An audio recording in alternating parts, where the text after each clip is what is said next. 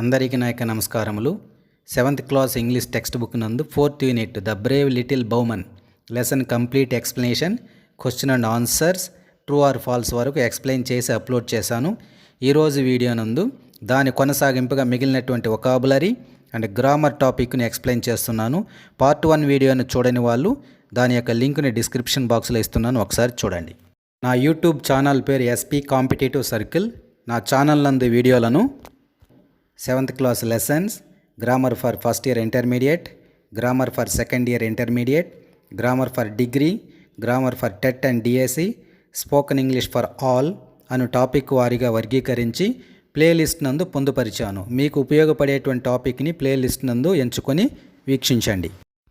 మీకు గనుక నా వీడియోలు నచ్చినట్లయితే నా ఛానల్కి సబ్స్క్రైబ్ అవ్వండి. అదేవిధంగా మీ ఫ్రెండ్స్ అందరికీ షేర్ చేయండి, లైక్ చేయండి, కమెంట్ చేయండి. Next topic vocabulary cross word puzzle. In Telugu it is also called sudoku లేదా మెదడుకు మేత అని కూడా అనొచ్చు. Fill the puzzle using the clues given below అన్నాడు. ఈ బాక్సెస్లో నంబర్స్ 1 to 7 వరకు నంబర్స్ ఉంది, కొన్ని లెటర్స్ కూడా ఫిల్ చేస్తుంది అనమాట. ఈ బాక్స్ పక్కన కొన్ని క్లూస్ ఇవ్వడం జరిగింది. Across and down. అక్రాస్ అంటే అడ్డముగా రాసేవి, హారిజాంటల్. డౌన్ అంటే వర్టికల్, నిలువుగా రాసేటువంటి వర్డ్స్. అక్రాస్ల నంబర్స్ 1 ఉంది, 3, 5, 6. ఈ 4 వర్డ్స్ని ఈ క్లూ బేస్ చేసుకొని మనం ఐడెంటిఫై చేయాలి. నెక్స్ట్ డౌన్లో 2nd, 3rd, 4th, 7th number ఇచ్చారు. ఈ వర్డ్ మనం ఐడెంటిఫై చేయాలంటే ఈ క్లూ బేస్ చేసుకొని మనం ఫిలప్ చేయాలి. సో ఫస్ట్ నెంబర్కి రండి. ఎనార్చర్. ఎనార్చర్ అంటే విలుకాడు, విలువిద్యలు తెలిసినవాడు. ఆ అర్థంతో వచ్చేటువంటి వర్డ్ బీతో స్టార్ట్ అవుతుంది. అది ఏమవుతుందంటే బౌమన్ అవుతుంది. బౌమన్ స్పెల్లింగ్ ఏమి? BOWMAN. కరెక్ట్గా 6 బాక్సెస్ ఉన్నాయి, 6 లెటర్స్ కూడా ఉంది కాబట్టి ఇట్స్ సూటబుల్, బౌమన్. నెక్స్ట్ సెకండ్ నెంబరు డౌన్కి ఎన్ని బాక్సెస్ ఉంది? 1, 2, 3, 4, 5, 6, 7. ఆల్రెడీ WI అన్నది ఫిల్అప్ అయ్యింది. రిమైనింగ్ వాటిలో మనం ఐడెంటిఫై చేయాలి. ఇది తెలియాలంటే డౌన్లో సెకండ్ నెంబరు క్లూ ఏంటో చూద్దాం. ఏ బ్రేవ్ సోల్జర్ అన్నాడు. బ్రేవ్ సోల్జర్ని వారియర్ అంటారు. ఆల్రెడీ W సరిపోయింది కదా అక్కడ. Warrior spelling WARRIOR. కరెక్ట్గా ఎగ్జాక్ట్గా సరిపోతుంది, వారియర్. నెక్స్ట్ థర్డ్ నెంబర్ గమనిస్తే ఇది వచ్చి అక్రాస్లో ఉంది.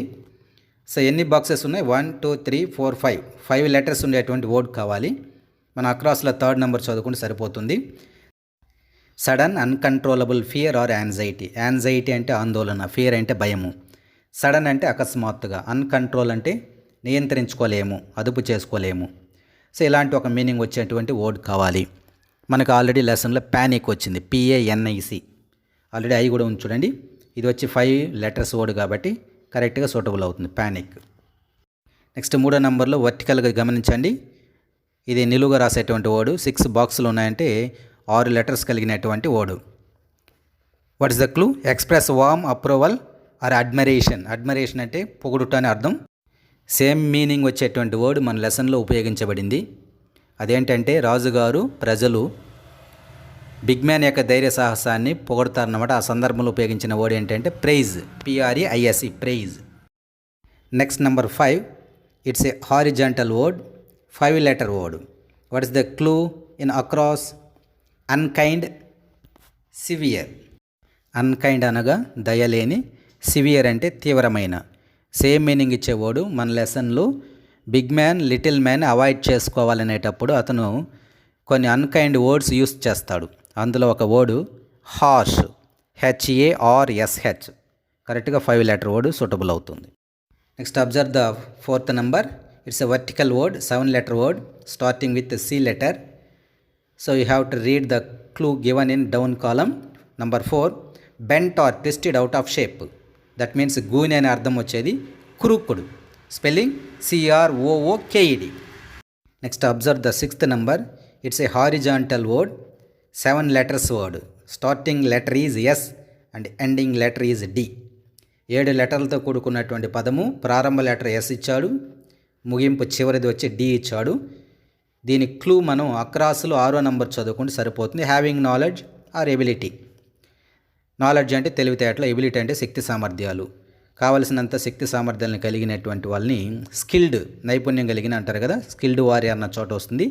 SKILLED, skilled award. Next last word number 7. It's a vertical word, 5 letters word. The beginning letter is D. So what is the clue given in down column number 7? A narrow channel dug at the side of the road or field. Dug means dig అనే present tense వర్బ్కి past tense రూపమే Doug. డిగ్ అంటే త్రవ్వుట. Road ప్రక్కన నీటి ప్రవాహం కోసం త్రవ్వేటువంటి కాలువల్ని మురికి కాలువలు అంటారు. దాని ఇంగ్లీష్ వర్డ్ డిచ్చెస్ అంటారు. Ditch, DITCH. Next page number 57లో observe how the past and past participle forms of verbs are formed in set 1 and set 2. ఈ టేబుల్ అబ్జర్వ్ చేయండి. మిడిల్లో ఒక లైన్ ఉంది వర్టికల్గా. సెట్ 1, సెట్ 2 అని 2 కాలమ్స్ ఉంది. ఈచ్ సెట్లో కూడా ప్రెజెంట్, పాస్ట్, పార్టిసిపల్ అని 3 డిఫరెంట్ ఫార్మ్స్ ఆఫ్ వర్బ్స్ ఉంది. ఈ రెండింటికి గల డిఫరెన్స్ ఏంటనేది ఇప్పుడు మనం తెలుసుకోబోతున్నాం. ఫస్ట్ సెట్ 1కి రండి. వాక్. పాస్ట్ టెన్స్లో వాక్డ్, వాక్డ్ కాదు వాక్డ్ అని చదవాలి. పార్టిసిపల్ కూడా సేమ్ వాక్డ్. ఆస్క్, ఆస్క్డ్ అని కాకుండా ఆస్క్డ్ అని చదవాలి. Asked, asked. Join, joined, joined. Talk, talked, talked. Talked కాదు టాక్డ్ అని చదవాలి. Watch, watched, watched. ఇది సెట్ 1లో ఉండేటువంటి వర్బ్స్. నెక్స్ట్ సెట్ 2కి రండి ఒకసారి. Take, took, taken. Drive, drove, driven. Do, did, done. Fly, flew, flown. Give, gave, given. What do you observe from this table? What is the difference between set 1 and set 2? Set 1 verbs are called regular verbs. Set 2 verbs are called irregular verbs. Regular వర్బ్కి irregular వర్బ్కి difference ఏంటంటే, ఇప్పుడు set 1లో ఉండేటువంటి present tense వర్బ్ని ఒకసారి చూడండి. Walk, ask, join, talk, watch. ఈ వర్బ్కు ఈడి కానీ లేదా డి కానీ, కొన్నిటికి డి చేరుతుంది, కొన్నిటికి ఈడి చేరుతుంది. ఈ రెండు చేర్చడం వల్ల అది పాస్ట్ టెన్స్ కనుక మారితే దానిని మనం రెగ్యులర్ వర్బ్గా పరిగణించాలి. వాక్కి ఈడి చేరి వాక్డ్ అయింది. ఆస్క్కి కూడా ఈడి చేరి ఆస్క్డ్ అయింది. Join, joined. సో ఈ విధంగా ఈడి కలిసింది. ఇక్కడ ఉండేటువంటి ప్రెజెంట్ టెన్స్ వర్బ్ అన్నిటికి కూడా ఈడి చేరి పాస్ట్ టెన్స్లో రెగ్యులర్ వర్బ్గా మారిపోయింది. అదే సెట్ 2 వర్బ్ని గమనించినట్లయితే టేక్ అనేది తీసుకోండి. దానికి డి కానీ ఈడి కానీ చేరలేదు. అన్నీ కూడా డిఫరెంట్గా ఉంది. Take, took, taken. Drive, drove, driven. Do, did, done. Fly, flea, flown. Give, gave, given. వీటికి ఎక్కడా కానీ డి కానీ ఈడి కానీ చేరలేదు. సో వీటిని మనం ఇర్రెగ్యులర్గా పరిగణిస్తాం. నెక్స్ట్ దీని క్రింద ఒక టేబుల్ ఇచ్చారు. ఆ టేబుల్లో కూడా సెట్ 1 అండ్ సెట్ 2 వర్బ్స్గా డివైడ్ చేసి ఇచ్చారు. సెట్ 1లో రెగ్యులర్ వర్బ్స్, సెట్ 2లో ఇర్రెగ్యులర్ వర్బ్స్. రెండిట్లో కూడా present tense, past tense, past participle పైన ఉన్నటువంటి టేబుల్ లాగానే ఉంది. కానీ ఇక్కడ టేబుల్ పైన చదవండి ఒకసారి. Pick out the verb forms from the lesson and write the V2 past and V3 past participle forms and place them under proper headings. అంటే లెసన్ టెక్స్ట్ బుక్ మనం తీసుకొని వాటిలో ఉన్నటువంటి వర్బ్ని అన్నీ కూడా కలెక్ట్ చేసుకొని అందులో రెగ్యులర్ వర్బ్స్లో ఒక 4, ఇర్రెగ్యులర్గా ఉండేవి ఒక 4ని ఈ టేబుల్లో రాసి మనకు ఎగ్జాంపుల్గా చూపించమన్నాడు. ఇప్పుడు మనం కొన్ని కలెక్ట్ చేసుకుందాం లెసన్ నుండి. ఫస్ట్ సెట్ 1లో వర్బ్స్ రాస్తాను. COVER cover, WANT want, SERVE serve, KILL kill. ఇప్పుడు మనం వీటికి ఏం యాడ్ అవుతే పాస్ట్ టెన్స్ అవుతుందో చూద్దాం. COVER ఉంది, దానికి ఈడి కలిపితే కవర్డ్ అవుతుంది, పాస్ట్ టెన్స్ లేక మారిపోయింది. WANTకి ఈడి కలిపితే వాంటెడ్ అవుతుంది. SERVE దీనికి కేవలం డి చేరిస్తే సర్వ్డ్. KILL ఈడి చేరిస్తే కిల్డ్. సో ఇప్పుడు మూడింటికి ఈడి చేరింది, ఒకదానికి డి చేరింది. అంటే ఈడి కానీ డి కానీ చేర్చడం వల్ల అది పాస్ట్ టెన్స్ లేక మారినట్లయితే దాన్ని రెగ్యులర్ వర్బ్స్ అంటారు. నెక్స్ట్ సెట్ 2కి రండి. ఇక్కడ కొన్ని వర్బ్ చూస్తాం. Break, break, broke, broken. Shake, shook, shaken. See, saw, seen. Send, sent, sent. ఈ 4 వర్బ్ను గమనించండి. వీటికి డి కానీ ఈడి కానీ చేర్చడం లేదు. కాబట్టి వీటిని ఏమంటారంటే ఇర్రెగ్యులర్ వర్బ్స్ అని పరిగణించాలి. That is the main difference between regular and irregular verbs. Next C, find the antonyms, opposites for the given words from the reading text. Antonyms అంటే ఆపోజిట్ వర్డ్స్, సినానిమ్స్ అంటే సేమ్ మీనింగ్ ఇచ్చేటువంటి పర్యాయ పదాలు. ఇక్కడ 10 words ఉంది. వాటి మనం meaning చూద్దాం. అనార్మ్డ్ ఫస్ట్ వర్డ్. ఆర్మ్డ్, ఆర్మ్డ్ అంటే ఆయుధాలు ధరించినటువంటి, దానికి ఆపోజిట్ అనార్మ్డ్. ఇక్కడ అనార్మ్డ్ ఉంది కాబట్టి అన్ని తీసేస్తే ఆర్మ్డ్. ఫూలిష్ మూర్ఖుడు, దానికి ఆపోజిట్ వైజ్ తెలివైన. అన్స్కిల్డ్, అన్స్కిల్డ్తో అన్తో స్టార్ట్ అయ్యే వర్డ్ అన్కైండ్, దానికి ఆపోజిట్ చెప్పమంటే కైండ్ అంటాం.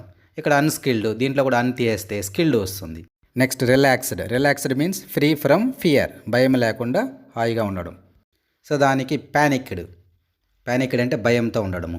నెక్స్ట్ వర్డ్ కవర్డ్ అంటే పిరికి వాళ్ళు, టిమిడ్ అని. దానికి ఆపోజిట్ కరేజియస్ కానీ లేదా బ్రేవ్ కానీ సరిపోతుంది, ధైర్య సాహసాలు కలిగిన. సపరేట్ అంటే వేరు చేయబడిన. జాయిన్ అంటే కలపబడిన, JOIN జాయిన్. జెంటిల్ అంటే సౌమ్యుడు, మృదు స్వభావం కలిగినటువంటి, స్మూత్. దానికి ఆపోజిట్ హార్ష్, కఠినమైనటువంటి. ప్రౌడ్ అంటే గర్వము, దానికి ఆపోజిట్ హంబుల్ అంటే మర్యాద, వినయము. నెక్స్ట్ వర్డ్ స్ట్రైట్ అంటే నేరుగా ఉండడము, దీనికి ఆపోజిట్ వంగిన, క్రూకుడు, లేదా వైండింగ్, చుట్టబడిన, లేదా జిగ్జాగ్, వంపులతో కూడిన. ఇక్కడ మనం క్రూకుడు రాస్తున్నాం. డిస్మౌంట్, దానికి ఆపోజిట్ మౌంట్. డిజ్ అనే వర్డ్ తీసేస్తే మౌంట్ అనేది వస్తుంది. Next D, fill in the blanks with opposite of the word underlined. 5 sentences ఉన్నాయి. 5 సెంటెన్స్లో కూడా ఒక్కొక్క బ్లాంక్స్ ఉన్నాయి. అయితే ప్రతి సెంటెన్స్లో కూడా ఒక పదాన్ని అండర్లైన్ చేశారు. అండర్లైన్ చేసిన పదానికి ఆపోజిట్ వర్డ్ని తీసుకొచ్చి బ్లాంక్లో రాస్తే ఇట్స్ కరెక్ట్ అవుతుందన్నమాట. First sentence, never speak harshly, always speak dash. ముందు హార్ష్లీ అనేది పార్ట్స్ ఆఫ్ స్పీచ్లో ఏ పార్ట్లో ఉందని చూస్తే అది అడ్వర్బ్ ఫామ్లో ఉంది, ఎల్వైతో ఎండ్ అయింది కాబట్టి అడ్వర్బ్. హార్ష్ అంటే అడ్జెక్టివ్, హార్ష్లీ అంటే అడ్వర్బ్. హార్ష్కి ఆపోజిట్ జెంటిల్, హార్ష్లీకి ఆపోజిట్ జెంట్లీ. మనం కూడా ఎల్వై కలిపేయాలి, gently. Next second word, cruelty towards animals is sin. Cruelty అంటే కఠినంగా, దుర్మార్గంగా ఉండడము. టువర్డ్స్ అంటే జంతువుల పట్ల దయ లేకుండా ఉంటే అది చాలా పాపం అన్నమాట. We should show dash to animals. Cruelty అనేది noun form, cruel adjective, cruelty noun form. ఈ క్రూయల్టీకి మనం కైండ్ రాయొచ్చు, దయగలిగి ఉండాలా. సో కైండ్ అంటే అది అడ్జెక్టివ్ అవుతుంది, మనం నౌన్ ఫామ్ రాయాలి కాబట్టి kindness. We should show kindness to animals. Next third one, everybody likes to be praised, nobody likes to be dash. ఇక్కడ ప్రైజ్డ్ అనేది వర్బ్ ఫాము, మనం కూడా ఇక ఇవార్ ఆపోజిట్లో వర్బ్ ఫామ్లోనే రాయాలి. ప్రైజ్డ్ అంటే కీర్తించబడుట, పొగుడుట, దానికి విమర్శించబడాలి ఆపోజిట్ క్రిటిసైజ్డ్. సో వర్బ్ ఫామ్లో క్రిటిసైజ్డ్ అని రాస్తే ఆపోజిట్ సరిపోతుంది. I am glad I got the job but dash on leaving my home town. అయితే ఇక్కడ గ్లాడ్ అనే దానికి సంతోషము, ఈ గ్లాడ్ అనేది అడ్జెక్టివ్ అన్నమాట. సో నువ్వు రాసేది కూడా అడ్జెక్టివ్లో ఉండాలి. ఉద్యోగం వచ్చిందని సంతోషము, అయితే హోమ్ టౌన్ వదిలేస్తున్నామని బాధ ఉండాలి. సో ఇక్కడ మనం అడ్జెక్టివ్ ఫామ్లో వచ్చే పదాలు ఏమేమి వస్తుంది, గ్లాడ్కి ఆపోజిట్లు అంటే డిస్మైడ్ రావచ్చు, అనాయిడ్ రాయొచ్చు, అన్విల్లింగ్ రాయొచ్చు, రిలక్టాంట్ కూడా రాయొచ్చు అనమాట. 4 వర్డ్స్లో ఏది రాసినా కరెక్ట్ అవుతుంది. నువ్వు డిస్మైడ్, DISMAYED డిస్మైడ్, లేదా అనాయిడ్ ANNOYED, రెండిట్లో ఏది రాసినా suitable answer. Next fifth one, David told his timid young brother to be dash. ఈ సెంటెన్స్లో టిమిడ్ అనే పదము, టిమిడ్ అంటే పిరికివాడు, పిరికి అయిన. యంగర్ బ్రదర్ అనేది నౌన్ ఫామ్ ముందు వచ్చింది కాబట్టి ఇది అడ్జెక్టివ్. సో టిమిడ్కి ఆపోజిట్ బ్రేవ్, కరేజ్. ఈ రెండిట్లో ఏది రాసినా సూటబుల్ అవుతుంది. సో మనం బ్రేవ్ రాస్తాం. నెక్స్ట్ గ్రామర్లో A, read the following sentences from the reading text. ఇక్కడ 3 సెంటెన్సెస్ ఇవ్వడం జరిగింది. ఇది వచ్చి మనకి టెక్స్ట్ బుక్లో వచ్చినటువంటి వాక్యాలు అన్నమాట. వాటిని ఒకసారి చదువుతాను. The king will take both of us. Second one, we will go to the king and ask for a job. Third one, will you come with me. ఈ 3 సెంటెన్స్ ఏం తెలియజేస్తుందంటే these sentences are in the simple ఫ్యూచర్లో ఇవ్వడం జరిగింది.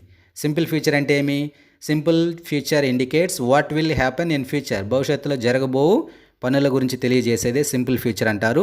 దీని యొక్క formula subject, will or shall plus V1 verb plus object. ఇది దీని యొక్క ప్యాటర్ను.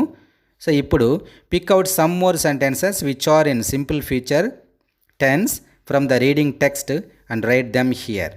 ఇదే విధంగా సింపుల్ ఫ్యూచర్లో ఇచ్చినటువంటి కొన్ని వాక్యాలు టెక్స్ట్ బుక్లో మనం చదువుకున్నాము. ఈ 3 కాకుండా మిగిలినటువంటి వాక్యాలు ఏమేమి ఉన్నాయో వాటన్నింటిని తీసుకొచ్చి ఇక్కడ ఈ బ్లాంక్స్లో రాయమన్నాడు. లెసన్ తీసి ముందర పెట్టుకొని విల్లుతో ఉండేటువంటి వాక్యాలే ఒకసారి క్యాచ్ చేయండి. I will do the work assign to you అనేది ఒక sentence. We will go to the king and ask for a job. Will you come with me. I will sit behind you on the war elephant.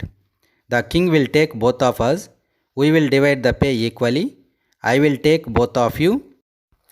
Will you do it, we will serve you, I will kill the tiger.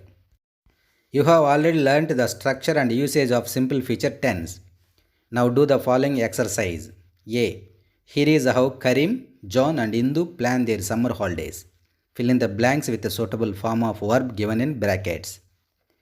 ఇక్కడ మన simple feature యొక్క pattern already చెప్పాను. Subject will, shall, V1 verb, object. So మనం will shell విల్లే తీసుకోండి మీరు. దాని పక్కన V1 verb బ్రాకెట్లో ఇచ్చినటువంటి V1 వర్బ్ని విల్లు పెట్టేసి బ్రాకెట్లో ఉండే పదాన్ని తీసుకొచ్చి పక్కన పెట్టేసి సరిపోతుంది. Hello, I am Karim. Karim అంటున్నాడు, నేను కరీంని. Every summer we dash go to Chennai to visit my grand parents. Grand parents అంటే అవ్వ తాతల్ని చూడడానికి ప్రతి సమ్మర్ కూడా చెన్నైకి వెళ్తాడంట కరీం. సో ఇక్కడ డాష్ గో అన్నాడు. సింపుల్ ఫ్యూచర్లో రాయకూడదు దీన్ని, ఎందుకంటే ఎవ్రీ సమ్మర్ కాబట్టి. ఎవ్రీ సమ్మర్ అంటే ప్రతి సమ్మర్ జరిగేటువంటి పనిని కాబట్టి దాన్ని సింపుల్ ప్రెజెంట్లో రాయాలి. అప్పుడు మనం విల్లు లేకుండా ఓన్లీ గో రాస్తేనే correct. We go to Chennai to visit my grandparents. But this summer we dash not visit them. So ఇప్పుడు ఈ సమ్మర్లో మేము వెళ్ళడం లేదు కాబట్టి ఇది ఫ్యూచరు. సో విల్ తీసుకోండి, నాట్ విజిట్ పక్కన పెట్టేయండి. We will not visit them. తర్వాత we dash go on a tour to Singapore. ఇది కూడా సింపుల్ ఫ్యూచర్ తెలియజేస్తుంది కాబట్టి విల్ పెట్టేసి go, we will go. Next we dash do. ఇక్కడ విల్ తీసుకొని డూ పక్కన పెట్టండి, simple future. We will do a lot of shopping there. సింగపూర్లో మేము చాలా షాపింగ్లు చేస్తాం. We dash visit all the sight seeing places in Singapore. సింగపూర్లో చూడవలసిన ప్రదేశాలన్నీ కూడా మేము సందర్శిస్తాం. ఇక్కడ డాష్ విజిట్ అన్నాడు కాబట్టి will visit. We dash stay there for 10 days. సింగపూర్లో మేము 10 రోజులు అక్కడే నివసిస్తామని చెప్పాడు. Dash stay, we will stay. Next John ఏమంటున్నాడు, హలో, ఐ యామ్ జాన్. నా పేరు John. This summer I dash go camping with my classmates. Classmates అంటే ఒకే తరగతిలో చదివే విద్యార్థులు. సింపుల్ ఫీచర్ కాబట్టి డాష్ గో అన్న చోట విల్ గో రాసి చదవండి. This summer I will go camping. Camping అంటే కుటీరాలు. కుటీరాలు అంటే చిన్న చిన్న ఆశ్రమాలు అడవుల్లో ఉంటాయన్నమాట. వాటిని సందర్శించడానికి క్లాస్మేట్స్తో కలిసి వెళ్తాడు. This summer I will go camping with my classmates. And we dash climb up trees. Climb అంటే ఎక్కుట వర్బు, సింపుల్ ఫీచర్ కాబట్టి విల్ క్లైమ్ అప్ ట్రీస్. ఆ కుటీరాల దగ్గర ఉండే చెట్లను మేము ఎక్కుతాము. We dash make camp fires. Camp అంటే ఒక క్యాంప్ లాగా వెళ్తున్నారు కాబట్టి అక్కడే ఫైర్స్ వేసుకుంటారు, చలిమంటలు. So dash make, will make, we will make camp fires. చలిమంటలు వేయడం జరుగుతుంది. And dash sleep in tents. చిన్న చిన్న పరదాలు వేసుకొని అందులో నిద్రిస్తారు. So will sleep. But it dash last only for a week. ఈ క్యాంపింగ్ ఎన్ని రోజులు జరుగుతుందంటే కేవలం ఒక వారం రోజులు మాత్రమే జరుగుతుంది. సో ఇట్ విల్ లాస్ట్ అక్కడ. దెన్ లైక్ ఎవరీ సమ్మర్, ప్రతి సమ్మర్ల వలె I dash read books. I will read books. And dash watch TV. I will watch TV at home. Next Indu, hi, I am Indu. నా పేరు Indu. Every summer we dash go to my grand pass village. ప్రతి summer వలె ఈ summer కూడా మేము మా grand father విలేజ్కి వెళ్తాము. డాష్ గో ఉన్న చోట విల్ గో పెట్టాలి. గ్రాండ్ పా అంటే grandfather. He has a lovely farm. అతనికి అందమైనటువంటి వ్యవసాయ పొలం ఉంది. దిస్ సమ్మర్ టు, ఈ వేసవిలో కూడా. We dash go there. మేము అక్కడికి వెళ్తాం. Dash go there, we will go there. I dash ride a horse. Ride అంటే గుర్రపు స్వారీ. గుర్రం మీద కూర్చొని స్వారీ చేసేదాన్ని రైడ్ అంటారు. గుర్రం మీద కూర్చొని స్వారీ చేస్తుంది అక్కడ. I dash claim trees. అక్కడ ఉండేటువంటి చెట్లను కూడా ఎక్కుతుంది కాబట్టి డాష్ క్లైమ్ ఉన్న చోట will climb. And dash go fishing, will go fishing. చేపలు పట్టడానికి వెళ్తారు. And dash pick off flowers. పొలంలో ఉండేటువంటి అందమైన ఫ్లవర్స్ని కలెక్ట్ చేస్తుంది. Dash pick, will pick.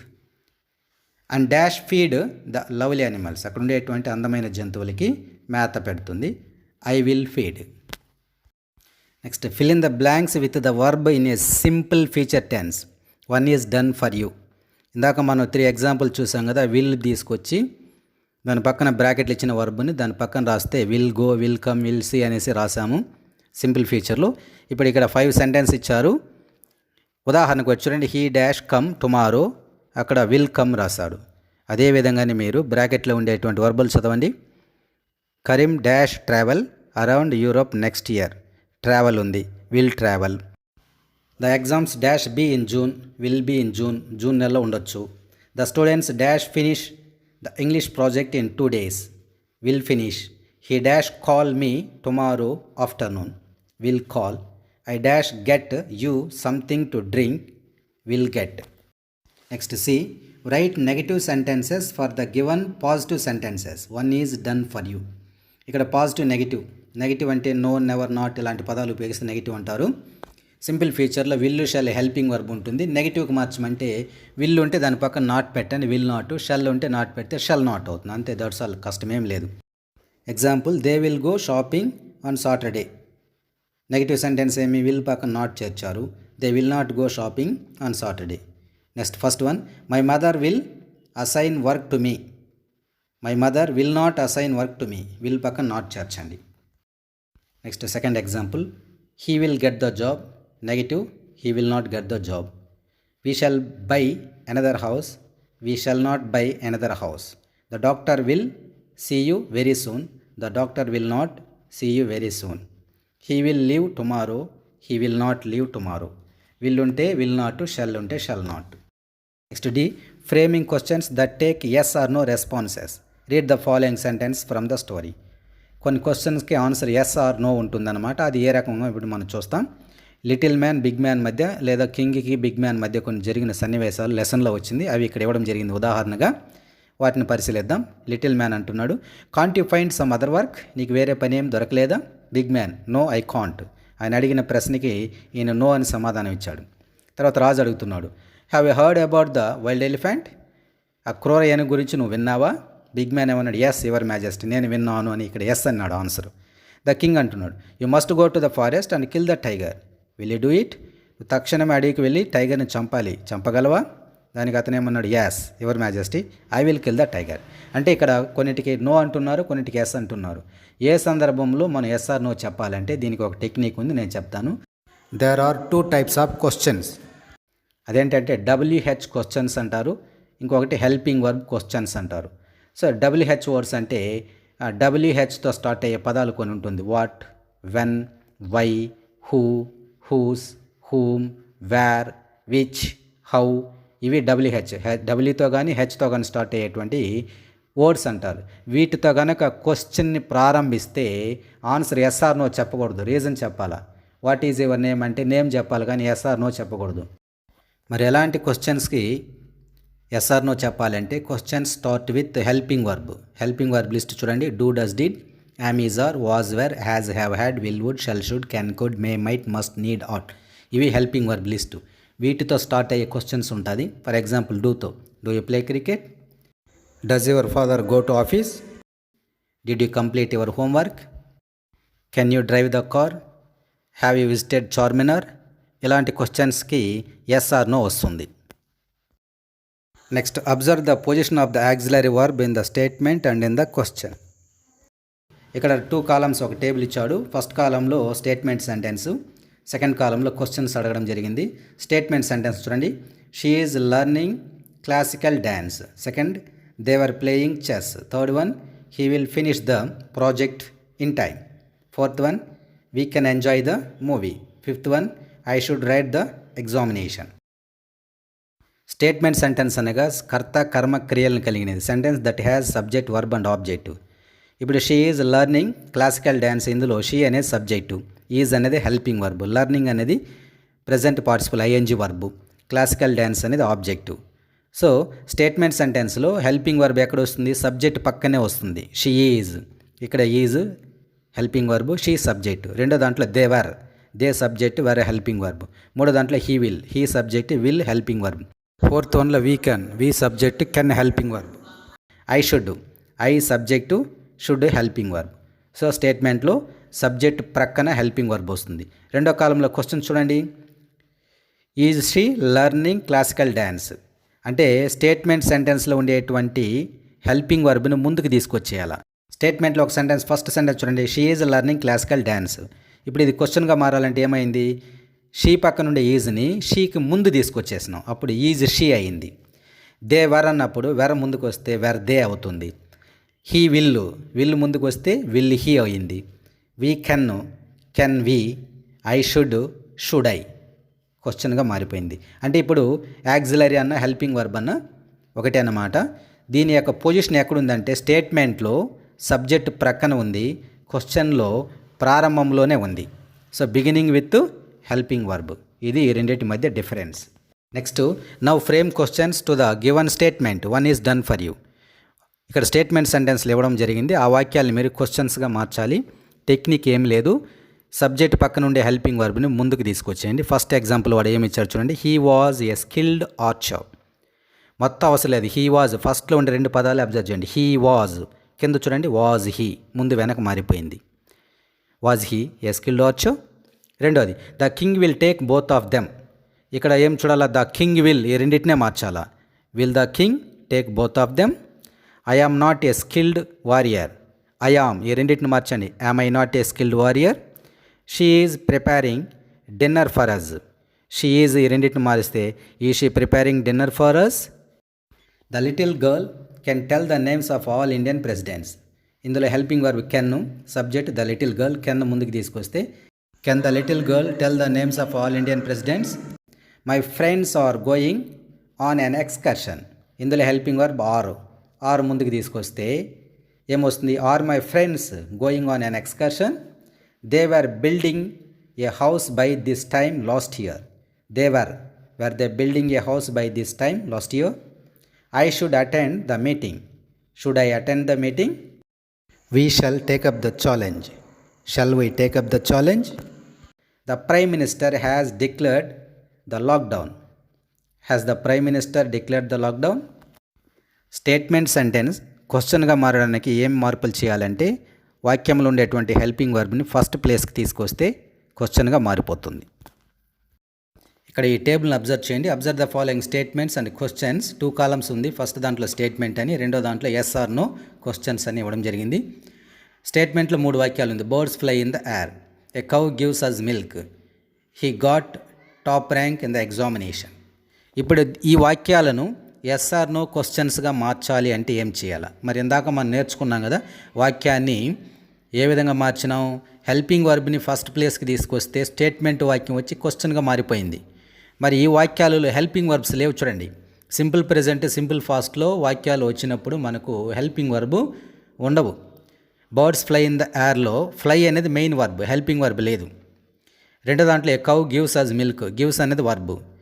He got top rank in the examination, got అనేది V2 past tense verb. Get, got. Get అనేది ప్రెజెంట్ టెన్స్, గాట్ అనేది పాస్ట్ టెన్స్. మరి హెల్పింగ్ వర్బ్ లేనప్పుడు మనం క్వశ్చన్ ఎలా ఫ్రేమ్ చేయాలంటే మెయిన్ వర్బ్ను అనుసరించి చేయాలా. ఈ మెయిన్ వర్బ్ను గమనించండి. V1 verb.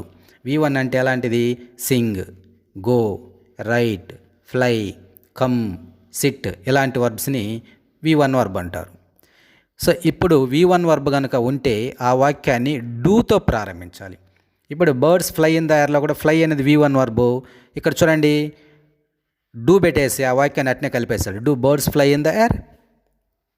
ఇక రెండో వాక్యానికి రండి. గివ్స్ అన్నాడు. Give, gave, given. గివ్ అని కనుక ఉంటే డూతో ప్రారంభించాలి. ఎస్ కలిసినటువంటి verb gives, writes, sings, comes, goes అని ఎస్ఆర్ఈఎస్లో ఉండేటువంటి వర్బులు ఇచ్చినప్పుడు డజ్తో ప్రారంభించాలి. ఇక్కడ గివ్స్లో ఎస్ ఉంది కాబట్టి ఈ వారు చూడండి క్వశ్చన్ ఎలా స్టార్ట్ అయింది, డస్తో స్టార్ట్ అయింది. మళ్ళీ గివ్స్లో ఉండేటువంటి ఎస్ని కూడా మనం ఇక్కడ తీసేసినారు చూడు. ఎందుకు తీసినారంటే డస్లో ఈఎస్ వచ్చింది కాబట్టి మళ్ళీ గివ్స్లో ఉండే ఎస్ఆర్ఈఎస్ అవసరం లేదు. అప్పుడు అది మెయిన్ వర్బ్ గివ్గా మారిపోతుంది. ఒక 2-3 ఎగ్జాంపుల్. కమ్స్ అన్నప్పుడు డస్తో స్టార్ట్, కమ్ అన్నప్పుడు డూతో స్టార్ట్ చేయాలి. కేమ్ అని పాస్ట్ టెన్స్ వర్బ్ వస్తే డిడ్తో ప్రారంభించాలి. సో సింపుల్ టెక్నిక్ అండి. V1 వర్బ్ కనుక ఉంటే డూతో ప్రారంభించాలి. V1 వర్బ్కి ఎస్ఆర్ఈఎస్లు కనుక ఉంటే అంటే కమ్స్, రైట్స్, సింగ్స్, గోస్ ఇలా ఉంటే డస్తో ప్రారంభించాలి. Past tense verb ate, went, sang, wrote, drank, got ఇలాంటి పాస్ట్ టెన్స్ వర్బ్ కనుక ఉంటే డిడ్తో ప్రారంభించాలి. డిడ్తో ప్రారంభించి అప్పుడు V2 వర్బ్ని V1 లేక మార్చాలి. ఇప్పుడు గాట్ ఉందనుకోండి, డిడ్ వచ్చినాక అది గెట్ అవుతుంది. రోట్ ఉందనుకోండి, డిడ్ ఉపయోగించిన తర్వాత రైట్ అవుతుంది. శాంగ్ ఉందనుకోండి, డిడ్తో ఉపయోగించినప్పుడు సింగ్ V1గా మారిపోతుంది. Now frame questions for given statements, one is done for you. ఇక్కడ ఇదే మోడల్ ఇందాక చెప్పుకున్నట్లు కొన్ని వాక్యాలు ఇవ్వడం జరిగింది. అందులో ఒక ఎగ్జాంపుల్ కూడా మీకు ఇవ్వడం జరిగింది. దాన్ని బేస్ చేసుకుని మిగిలిన వాటికి మీరు తయారు చేయాలి. ఫస్ట్ చూడండి, the rainbow appears in the sky. ఇందులో హెల్పింగ్ వర్బ్ లేదు, అపియర్స్ అనేది main verb. Appear, appeared, appeared. S ఉంది కాబట్టి వాడు డస్తో ప్రారంభించాడు. మళ్ళీ అపియర్స్లో ఇక్కడ ఉండేటువంటి ఎస్ ఇక్కడ అపియర్లో ఇక్కడ లేదు చూడండి. అంటే డజ్ వచ్చింది కాబట్టి మళ్ళీ దాంట్లో ఉండే ఎస్ని తీసేయాలి. ఇది ఒక టెక్నిక్. డజ్ పెట్టేశాడు, ఆ వాక్యాన్ని అలాగే రాశాడు. అపియర్స్లో ఉండే ఎస్ రిమూవ్ చేసి లాస్ట్లో క్వశ్చన్ మార్క్ పెట్టేశాడు. ఇదే మోడల్ సెకండ్ సెంటెన్స్ చూడండి, the sun rises in the east. ఇందులో రైజెస్ అనేది వర్బు. సో డస్తో ప్రారంభించాలా. డస్ వచ్చాక రైజెస్లో ఉండే ఎస్ని తీసి రైజ్ అని పెట్టాలా. Does the sun rise in the east question mark. Third one, trees give us fruits.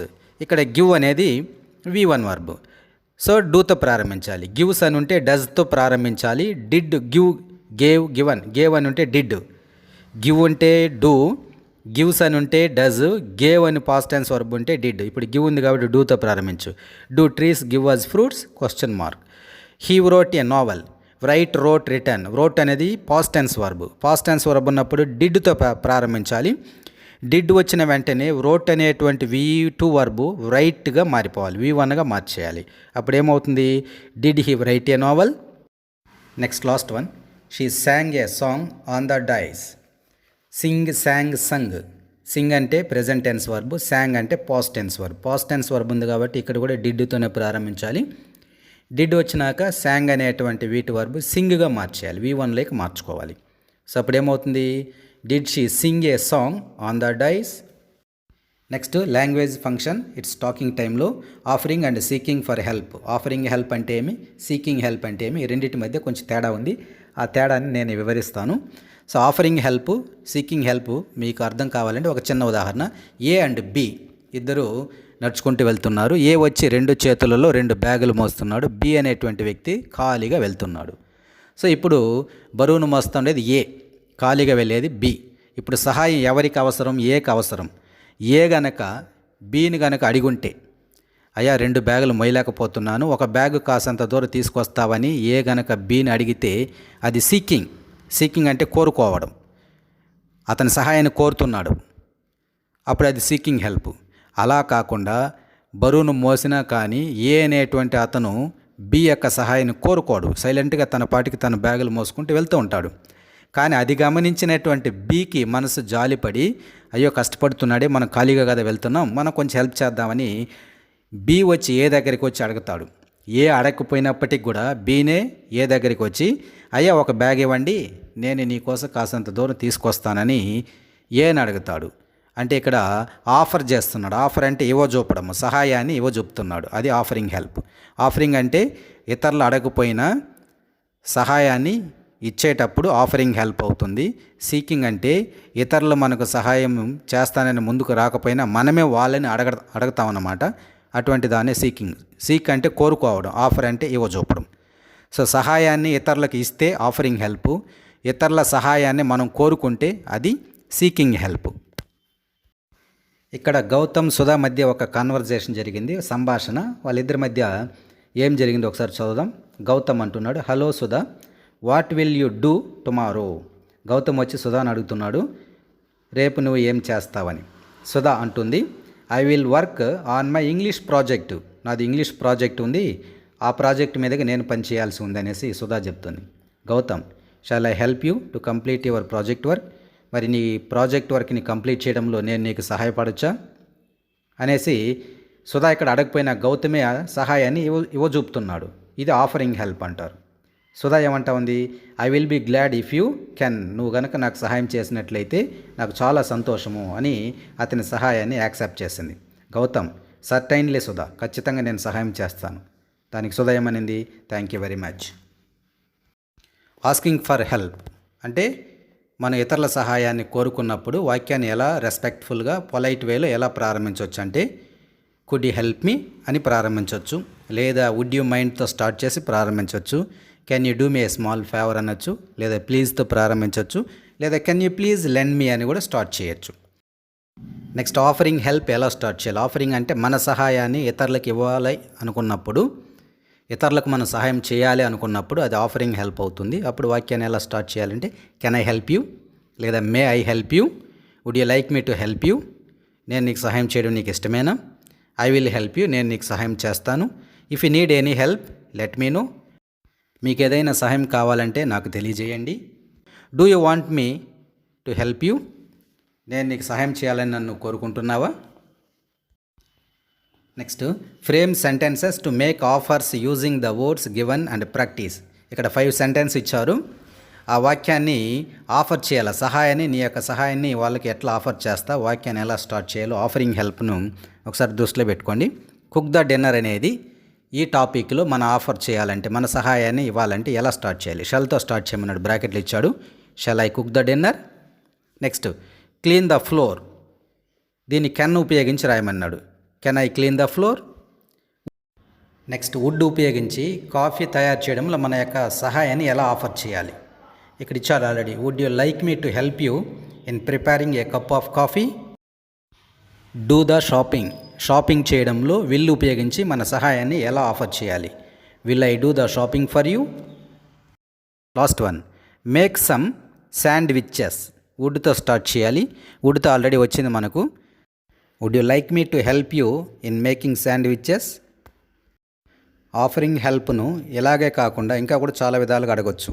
I wonder if you accept my help, నా సహాయాన్ని కనుక మీరు యాక్సెప్ట్ చేస్తే నేను ఆశ్చర్యపోతాను, అలా స్టార్ట్ చేయొచ్చు. లేదా if you don't mind can I help you, మీరేమనుకోకపోతే నేను నీకు సహాయం చేయొచ్చా, ఈ విధంగా కూడా స్టార్ట్ చేయొచ్చు. ఓకే ఫ్రెండ్స్, నా ఎక్స్ప్లెనేషన్ మీకు కనుక నచ్చినట్లయితే తప్పకుండా నా ఛానల్ని మీ ఫ్రెండ్స్కి షేర్ చేయండి, లైక్ చేయండి, కమెంట్ చేయండి. మరొక వీడియోతో మీ ముందుకు వస్తాను. అంతవరకు సెలవు.